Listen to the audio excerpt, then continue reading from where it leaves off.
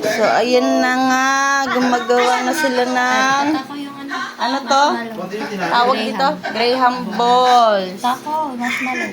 Yun, ang sarap po. Sarap ng kamay ni ate, oh. Pati ni Taco, pati ni Rico. Yummy, mudra. Ang ano niya, puro kanya-kanyang kamay na. Oh. Siyempre, ang sarap niyan. Op. Op. Oh, galing ah. Tako, marshmallow. Si Tako, taglalagay lang ng marshmallow. Ang galing ah. Very good ah. Tagabilog si Erico, tagalagay lang. Mamaya kainin natin yan ah.